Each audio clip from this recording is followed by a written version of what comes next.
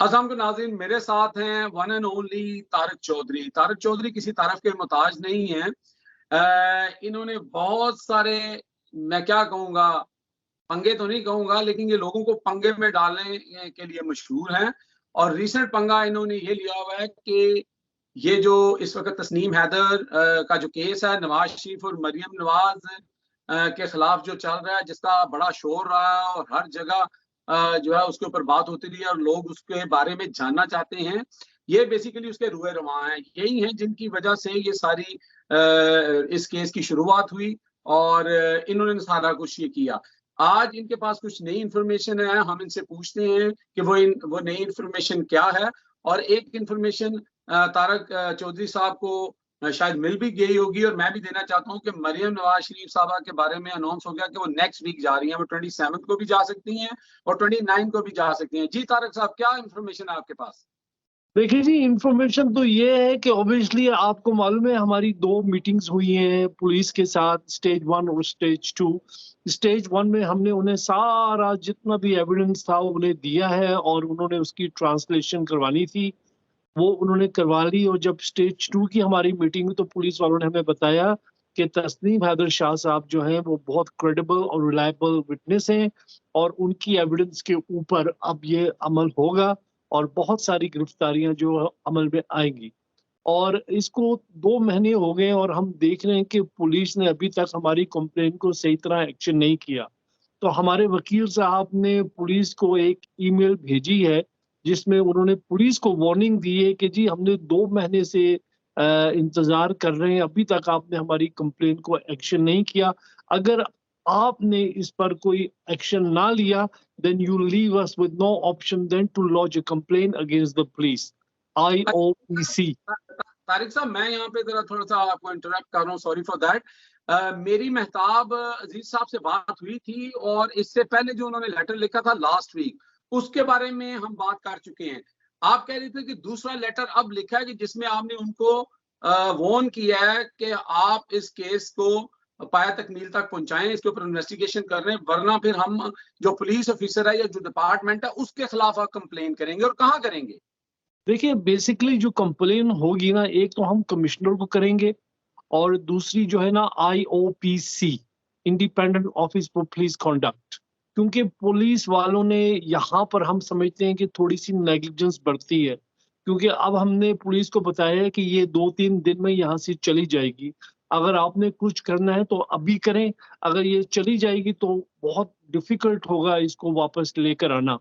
तो पुलिस वालों ने हमें यकीन दहानी करवाई है और आज पुलिस की स्पेशल मीटिंग चल रही है रिगार्डिंग व्हाट नेक्स्ट एक्शन उन्होंने लेना है। उन्होंने कहा आज हम डिसाइड कर रहे हैं और हम कल तक इंशाल्लाह इंतज़ार करेंगे। अगर कल तक हमें कोई अच्छा रिजल्ट नज़र नहीं आया, अगर हम फील करेंगे कि पुलिस यहाँ नेग्लिजेंस शो कर रही है, तो फिर हम मेयर ऑफ लंदन, जिसके पुलिस जो है ना उनके अंडर आती है, सदीक खान के अंडर, उनको भी हम कंप्लेन करेंगे और कमिश्नर को भी करेंगे और IOPC, independent office for police conduct, और also directorate for professional standard, हम इन सब को जो है ना कंप्लेन करेंगे।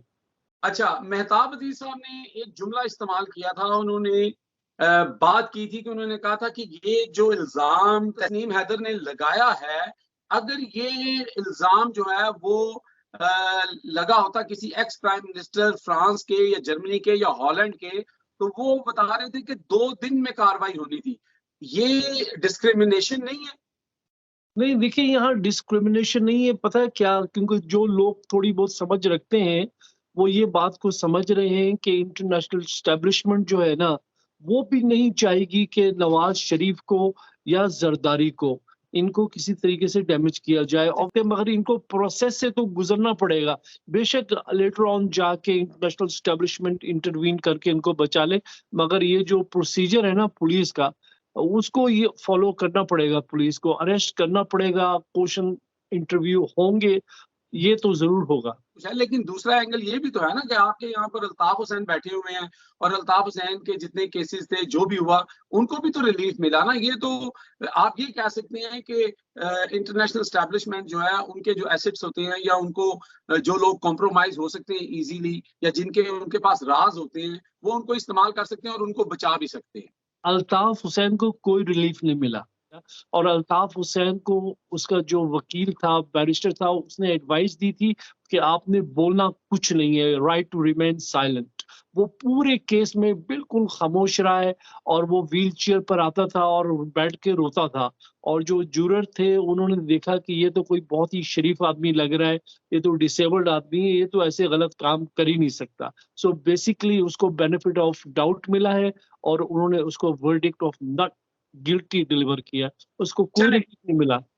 चलें आपकी बात मैं मान लेता हूँ। एक बात तो ये है कि ये जो आपने रोने की बात की अल्ताफ हुसैन साहब की, उनकी कुछ वीडियोस भी चल रही हैं। एक्टर तो वो बहुत फाइन एक्टर हैं, आपको पता है, अच्छा, रोना धोना और ये सारा उनके लिए वो बाएं हाथ का खेल है। लेकिन दूसरी बात ये है कि चले आप इस स्पेसिफिक केस के अंदर ये बात कर सकते हैं, लेकिन आपको पता है कि यहाँ से बैठ के कराची को कैसे खून से नहला भी दिया जाता था, कराची बंद भी किया जाता था, ये सारी चीजें हो रही होती थी और यहाँ की स्टैब्लिशमेंट के कान पे जूं नहीं रेंगती थी। You know and I know.